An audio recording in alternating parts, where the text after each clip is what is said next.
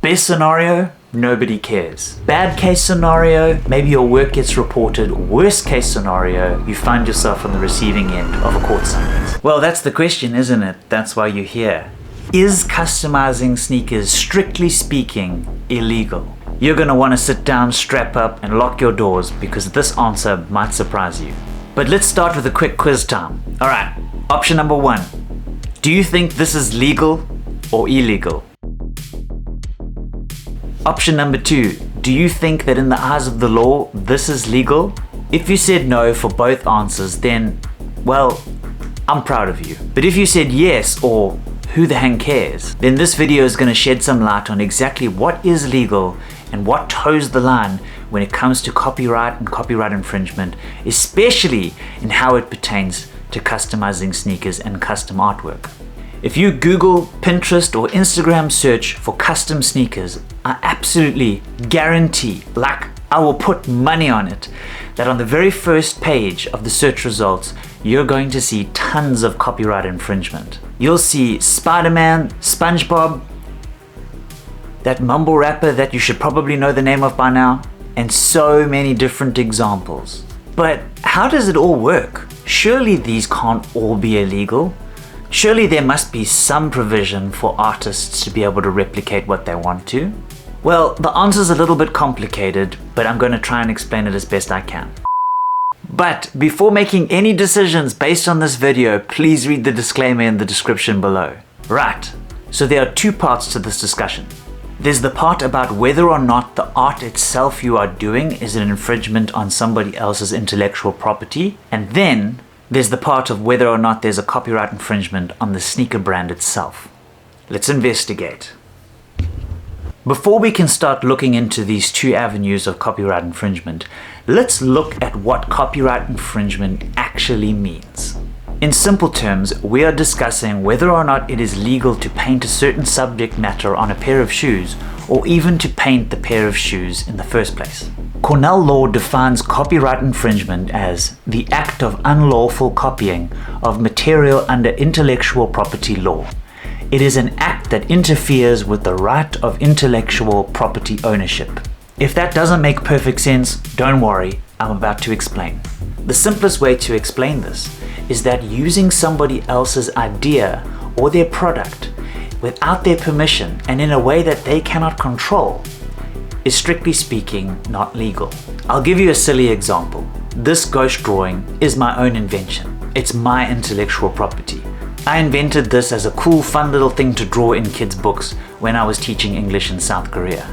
Now, if somebody saw this image and thought, wow, I really like that, I'm gonna take this image without permission and print it on a whole bunch of t-shirts and start selling them to make a profit. Or maybe they decide to turn it into something that was outside of my control that maybe I wouldn't like. Then you can be sure that A, I'm not gonna be happy about it, or B, I'm gonna want a split of the profits that my artwork is yielding. This is the same thing with putting art on sneakers. Strictly speaking, if you can recognize the character that's being displayed, say it's SpongeBob, Mickey Mouse, or Rihanna, the owners of that intellectual property do have the right to challenge you on your production and sue you. But are they going to do that? No, of course not. Here's the important part. If you own a pair of sneakers and you want to paint anything on them, I mean anything, and you want to walk around in those, no problem. You can do that. And if you want to pass them off to your neighbor for a couple of bucks, that's fine too. No problem. Even if somebody wanted to take my ghost image and paint it on a pair of shoes, that is 100% legal. The problem comes in when people are making money on a business scale and they're attracting the attention of those copyright owners. Now, I can hear you thinking, come on, there are millions of SpongeBob customs out there. Is Nickelodeon gonna come after every single one of them? No, they're not gonna come after them because they're such a small fish. They're such a small fish that it wouldn't make sense. But they could. And I think that's the point here. When you are piggybacking off of somebody else's hard work, there is the risk that you're going to get in trouble.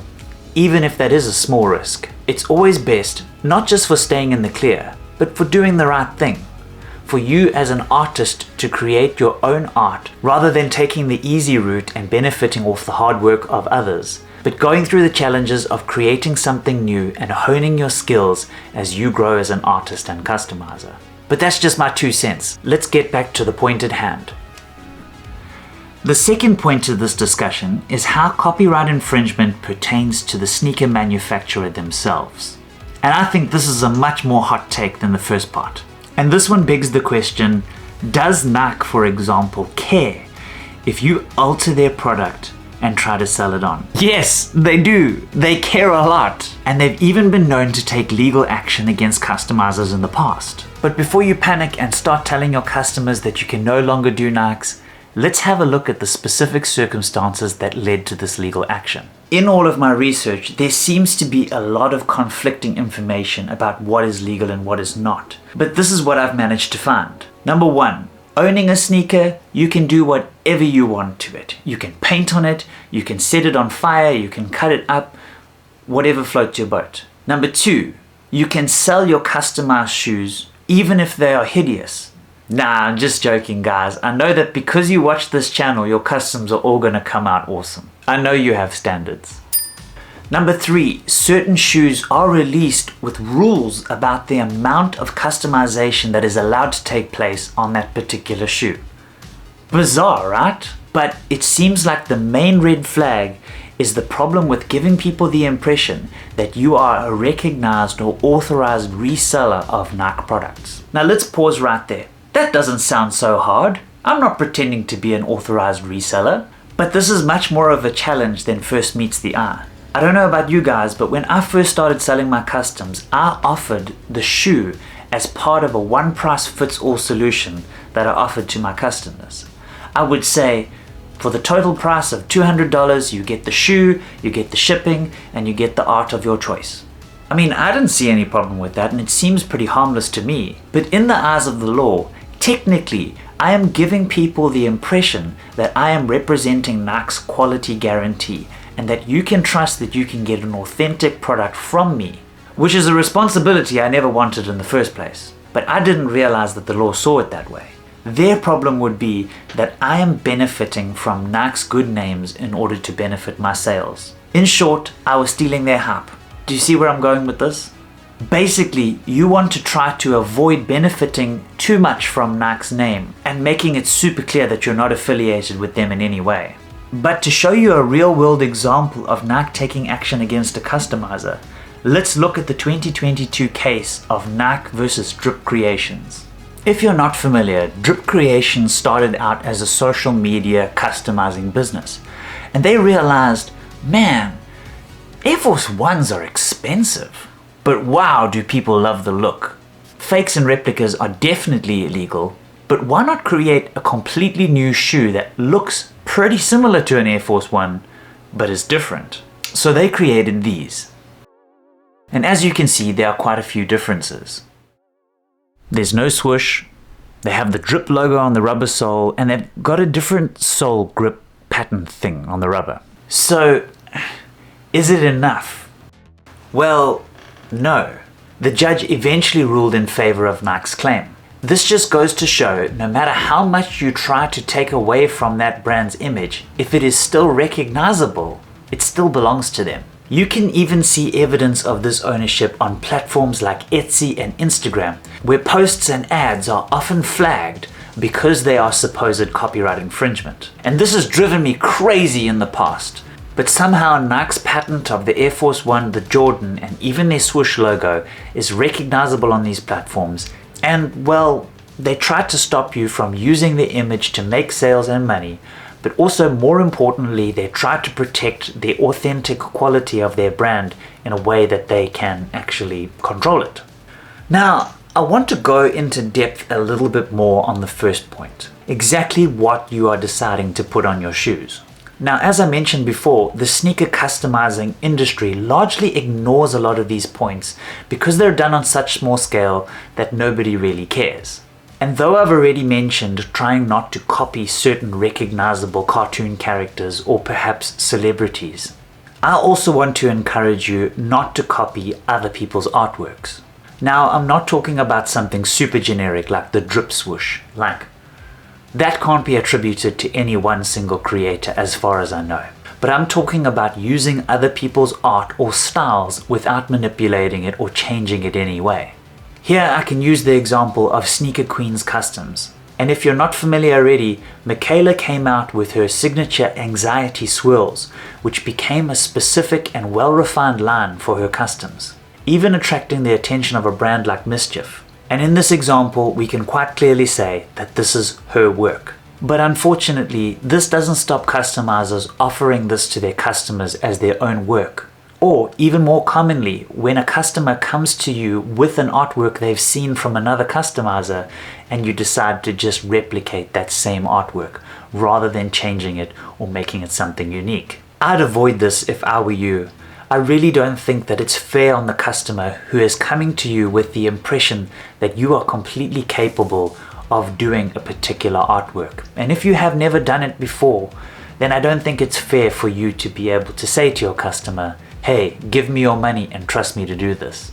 Beyond that, also consider that originality is like way high up in what makes custom sneakers special. Customers come to you particularly because they don't want to have the same old shoes as everybody else. Just remember that every time you replicate or copy somebody else's work, you're taking away from the value that you're giving to your client. So if you do happen to use inspiration of another artist's work, there are one of two things you can do. Either you could ask them for permission to replicate their work, which they will often say yes to. Or secondly, you could use that artwork as inspiration to create your own artwork in a similar theme or design to make it into something different. So if you do happen to draw inspiration from somebody else's work, try to use it as inspiration and not as a reference image. So in summary, you want your custom sneakers to be original and unique, and if not, you want to give credit to the artists or the brands that are due that credit when displaying your work. And of course, you want to do what you can to avoid looking like a retailer and benefiting off of the big brand names. But it's not about avoiding getting in trouble. It's about doing what's right. It's about doing what's best for yourself as an artist, and it's about doing what's best for your customer. And it's about knowing where you might open yourself up just in case things go sideways. Best scenario, nobody cares. Bad case scenario, maybe your work gets reported or taken down from the platform you are promoting it on. Worst case scenario, you find yourself on the receiving end of a court summons. Now, with all of that said, how difficult do you think it is to use digital marketing to grow your custom sneaker business with all of these problems involved? Well, you're definitely going to want to click on this video to find out, so that you don't live your whole life in suspense, never knowing.